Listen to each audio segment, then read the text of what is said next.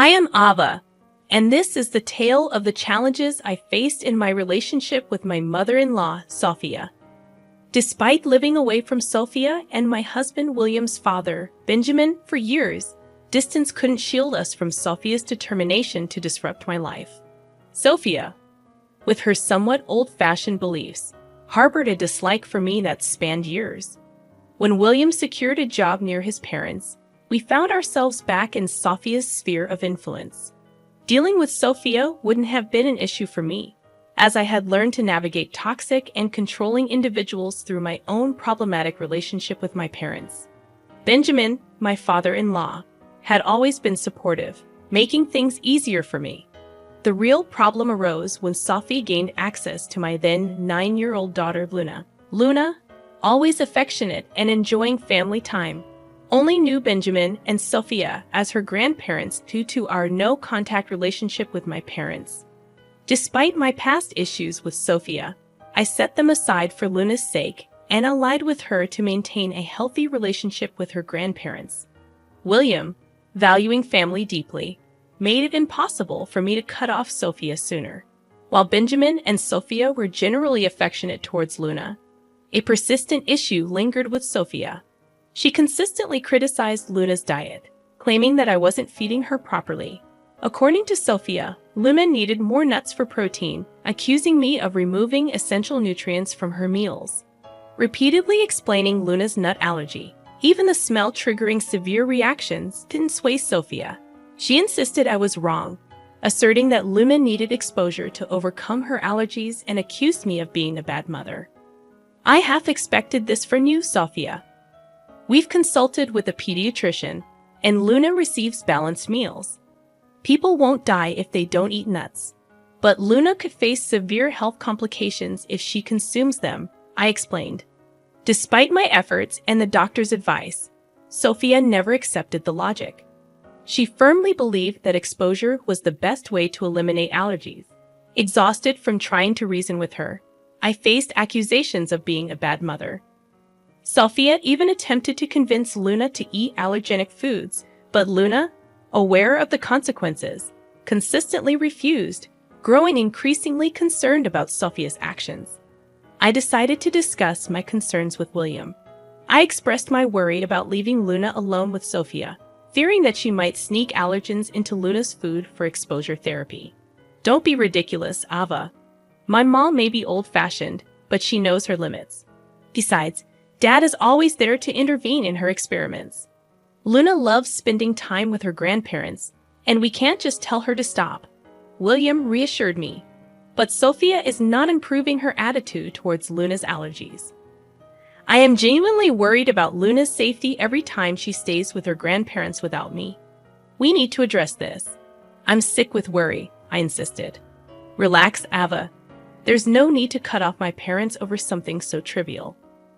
Luna deserves the love of her grandparents. She's content with them. You know what? Since you're so concerned about Mom, I'll talk to her. I'm sure she'll listen to me. William assured me that he would communicate our concerns to Sophia. His words rang true, considering Luna genuinely loved her grandparents. I couldn't bring myself to tell Luna to stop seeing them. If she had expressed any desire not to see them, I would have respected her wishes. However, I hadn't realized that no one could stop Sophia, not even William, who had failed to change her ways. The turning point came at Luna's 11th birthday party. Benjamin and Sophia were invited, and they promised to attend. Sophia seemed overly excited, and my motherly instincts were on high alert, though I couldn't pinpoint why. Sophia and Benjamin were among the first guests to arrive, surprising me since Sophia usually wanted to spend as little time near me as possible. She handed Luna a large square box wrapped in birthday-themed paper, saying, "Happy birthday, dear Luna. Here's your gift.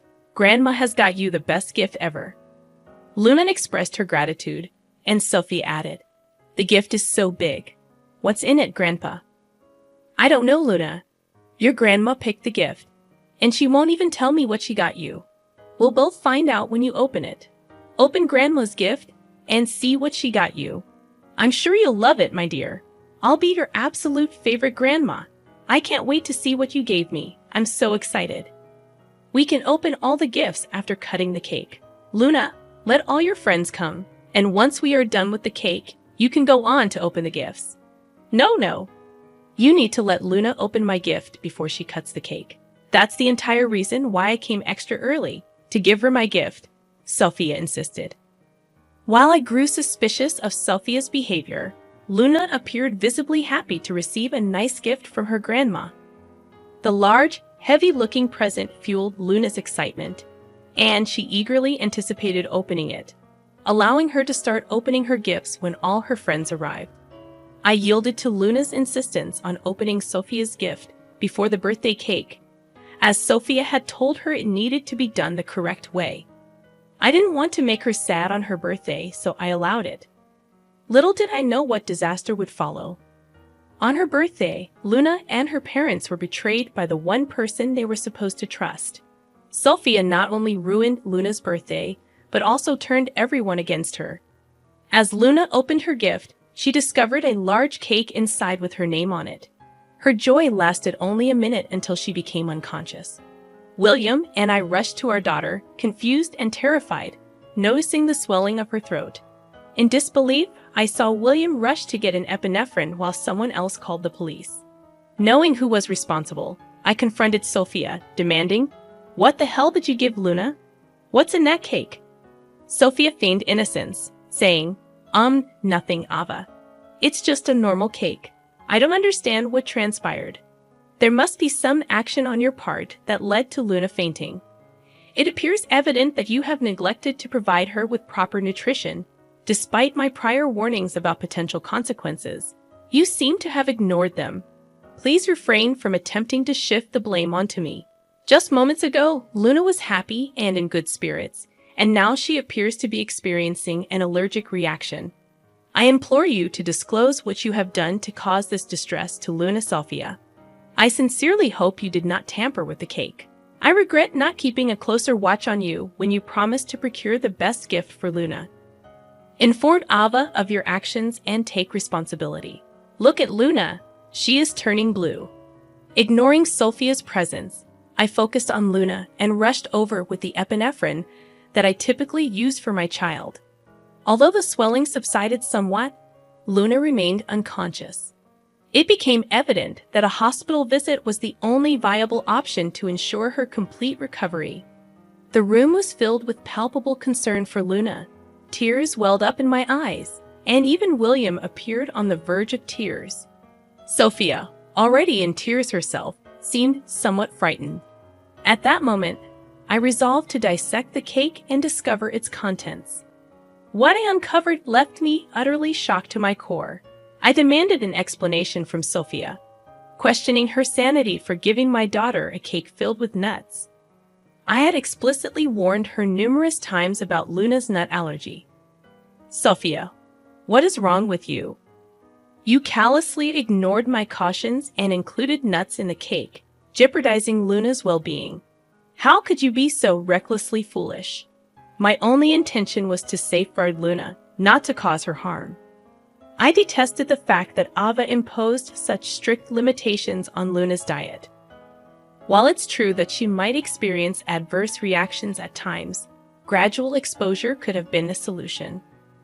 My frustration erupted when, in response to Ava's actions, I confronted her, exclaiming, "Are you out of your mind? My daughter is allergic to nuts, for God's sake. She could have died from this reaction. Who granted you the authority to unilaterally decide how to handle her allergies? Look at the mess you've caused.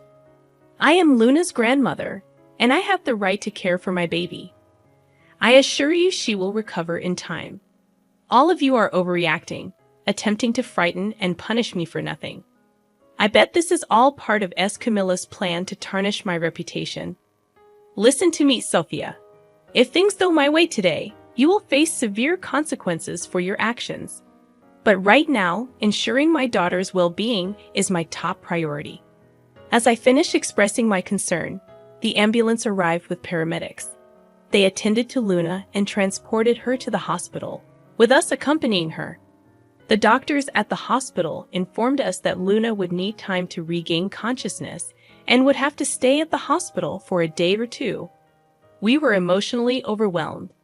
I found solace in William's comforting arms after breaking down in the hospital.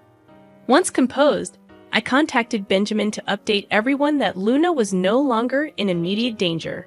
After hanging up the call, I turned to William and expressed my deep resentment, telling him, "William, I will never forgive Sophia for what happened today. Do you realize that she could have endangered our daughter's life?" William replied, "Ava, I've been contemplating the gravity of the situation. Trust me, it's beyond belief, something I wouldn't have accepted had I not witnessed it firsthand. My mother has transformed into someone so heartless that she's unrecognizable to me now. Sophia orchestrated all of this merely to prove that I am a negligent mother. She feigned concern for our daughter's happiness, but it never occurred to her that she was putting Luna in grave danger. Even after everything unfolded, she persisted in claiming that I had orchestrated the entire incident. Today has been an eye-opener for me, revealing the extent to which my mother is willing to go to tarnish your image. I can't express how deeply sorry I am for not realizing this sooner, and for not taking decisive action to limit her presence in our lives. I feel a profound need to shield Luna from my mother's toxicity. I failed as a husband and an even worse father." The gravity of the situation started to dawn on William, while Benjamin, who had always been a reliable grandfather, was undoubtedly affected by Sophia's egregious actions. This time, they were determined not to let her escape the consequences easily. We have come to a pivotal moment where we can no longer turn a blind eye to Sophia's harmful influence. It is clear that her actions pose a significant threat to Luna's well-being, and we cannot allow her to continue wreaking havoc in our lives. Sophia will no longer have a place in our family. We are resolved to protect Luna from any further harm and ensure that she grows up in a healthy and nurturing environment. This may be a difficult path, but for the sake of our daughter's safety and happiness, it is a decision we are committed to enforcing," William declared. Following a profound discussion, my husband and I swiftly reached a decision while Luna was still in the hospital. It was time to return home. Benjamin, Sophia, and a few guests stayed behind seeking updates on the situation, presenting the opportune moment to address Sophia's transgressions. 4 hours had passed since the incident when we arrived home. In the living room, we found Benjamin scolding Sophia, who nonchalantly typed away on her phone. Beside them lay the untouched birthday cake that Luna never had the chance to cut. Despite the sight bringing tears to my eyes, I restrained my emotions. As soon as they noticed our presence, Benjamin and Sophia rushed towards us. "I just got an update," I said. "Luna is in good hands, and she'll recover soon, though she's still unconscious. The doctors are optimistic. Thank God, Luna is going to be all right." I was frantic with worry, but it seems there was nothing to be concerned about. It wasn't even a significant issue. Luna will be fine, and her immunity against nuts will improve in no time. Her allergies will become a thing of the past. I told you I know what's best. However, at that moment, William unleashed his anger on Sophia, berating her for everything. Benjamin joined in expressing his disapproval, and the guests, visibly shocked, stared at Sophia with disdain. I, too, was seething with anger. "I've had enough, Sophia," I declared. "We've given you multiple chances to prove yourself, even after your actions led to my daughter being hospitalized. You showed no remorse. This is the final straw. We will never allow you near Luna or our family again. You are banned from this house." Sophia retorted, "You can't dictate where I go. Your son won't cut me off over nothing. I won't let you take away my granddaughter just because we disagree on parenting." "No, Mom," I responded firmly. "You will never come near me or my family again. Dad is welcome here anytime, but you are not. He's the only rational grandparent Luna has. He's made earnest efforts to protect Luna from harm. Today, you sent Luna to the hospital, insisting it was the right decision. I cannot allow someone so callous to be around my daughter." Sophia couldn't fathom her own son turning against her. She placed utmost trust in William to defend her. unaware that he was a reasonable man, not deluded like her. Surprisingly, even the guests began berating her. Sophia found herself cornered with nowhere to go. Not even Benjamin sided with her. In a fit of desperation, she screamed at us, blaming me for intentionally setting her up to humiliate her. "This is your fault, Ava. You've managed to turn everyone against me. I won't forgive you for this. You should be begging for our forgiveness. Your actions have tarnished your own name and taken you away from Luna. You'll never see her again. I'll sue you for grandparents' rights. I'll take you to court, and the judge will grant me visitation. Just wait and see. I won't need anyone in my corner." I responded firmly, "Good luck trying to get grandparents' rights when you're in jail. I bet the judge would find it amusing to have a felon ask for grandparents' rights after endangering her own granddaughter." Sophia protested. "What do you mean, Ava? Why would I go to jail? I haven't done anything wrong." "Haven't you? What you've done is a crime, Sophia. You can be arrested by the police for knowingly exposing a child to allergens. It's considered a form of poisoning. Perhaps you weren't aware, but William and I know. We've already called the police on you. Here they are. They're coming to arrest you." In denial, Sophia retorted, "No, you're lying. This can't be happening. You can't get me arrested for this." Sophia's panicked expression revealed her desperation as she pleaded with us to drop the charges. Tears streamed down her face, and she descended into hysterics. Just then, 2 officers entered and informed her that she was under arrest. Desperately, she clung to our hands, begging us not to send her to jail. William, unmoved, instructed the cops to take her away, while I gave Sophia a cold stare, signaling that her deceitful game had come to an end. In a last-ditch effort, she turned to Benjamin for help, imploring him to intervene. "Benjamin, do something, please. You can't just let your wife get arrested like this," she pleaded. Benjamin, however, stood firm, declaring, "When my wife has done something truly horrifying and shown no remorse for it, I will not protect her. For years, I've warned you to amend your ways, and you never listened. Today, you put my only granddaughter in danger. I was only trying to protect her, not realizing it would hurt her so badly. Please, Benjamin, I am your wife. You need to help me," Sophia begged. William, reinforcing his decision, stated, "Sophia, I've already kicked you out of my life. It's the right thing to do. In fact, that's what I intend to do as well. Tomorrow, I will talk to a divorce lawyer. I want to be done with this as soon as possible. There's no way I'm staying with a psycho like you. This time, I will protect my granddaughter and my kids from your presence," I declared. In a state of shock, Sophia pleaded desperately, "No, no, no, Benjamin, you can't do this to me. I'm your wife." Ignoring her pleas, Benjamin instructed the cops to take her away. Sophia continued crying and begging for help, bringing a tumultuous end to an event that had long concluded. A sense of tranquility settled within me as William, Benjamin, and that returned to the hospital after the departure of the remaining guests. The others, clearly upset with Sophia's actions, pledged to inform everyone about her reprehensible behavior. The following day, our little daughter Luna woke up showing considerable improvement. However, she displayed an intense fear of Sophia. Luna cried, imploring us to keep her away from her grandmother, recounting how Sophia had frequently tried to force her to consume allergens. Addressing Luna's fears, we assured her that her grandma would never hurt her again. We made a solemn promise that Sophia would no longer be a part of our lives, emphasizing Luna's love for her grandpa, who would continue to be a supportive presence. Luna, still traumatized by the recent events, expressed her aversion to Sophia. To assist Luna in processing her emotions, we enrolled her in sessions with a child therapist.